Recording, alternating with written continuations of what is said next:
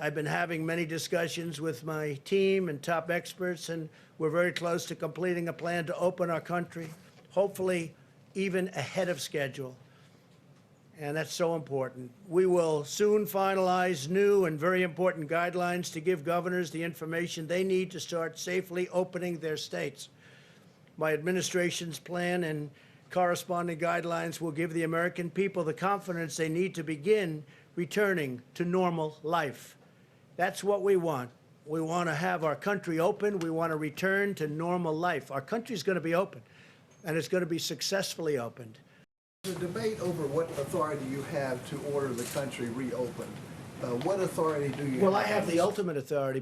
My question to you is, what provision in the Constitution gives the president the power to open or close state economies? And then Numerous provisions. We'll give you a legal brief if you want.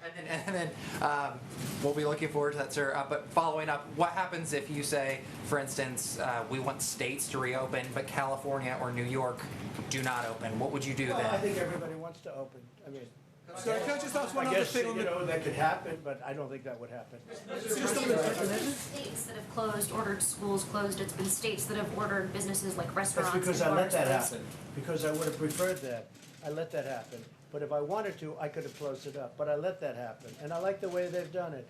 And the 7 that remained really in sort of a semi-lockdown, if you look at those states, they've really done a very good job. They're very much different from a New York or from other places where they've been hit very hard. You're prepared then to take on states and say, I order you to open your schools, I order you to force Go ahead, kids to be Liz. able to go? Yes, Mr. President. Following up on that, there are 2 consortiums of states today, California, Oregon, Washington on the West Coast, northeastern states, totally representing about 100 million people, who said they're going to cooperate and decide when to reopen. Well, they can those decide, states. but, Does that undermine what you're trying No, to do? not at all. Let me just tell you, very simple. I'm going to put it very simply.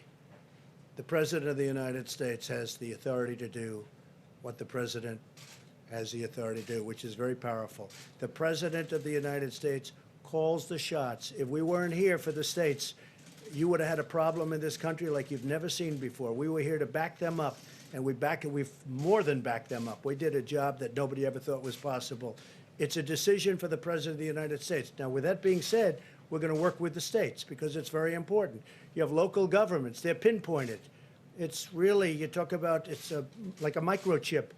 They're pinpointed. We have local government that hopefully will do a good job.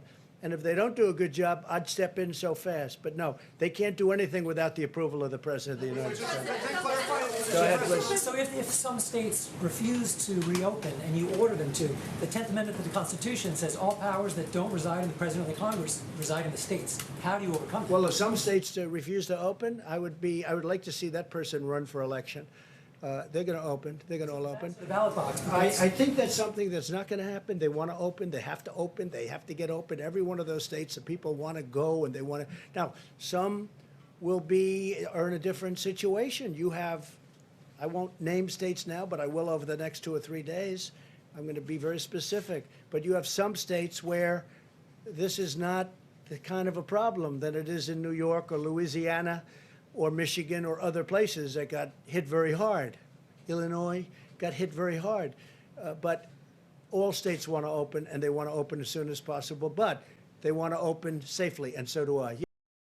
Mr. President. Just to clarify your understanding of your authority vis-a-vis governors, just to be very specific. For instance, if a governor issued a stay-at-home When you order... say my authority, the president's authority, not mine, because it's not me. This is, when somebody's the president of the United States, the authority is total. And that's the way it's got to be. Your authority is total. It's total. It's total. Your authority And the is governors total. know that. So if a The governors know that. Now, you have a couple of bands of, excuse me. You have a couple. Could you rescind that order? You have a couple of bands of Democrat governors, but they will agree to it. They will agree to it. But the authority of the President of the United States having to do with the subject we're talking about is total.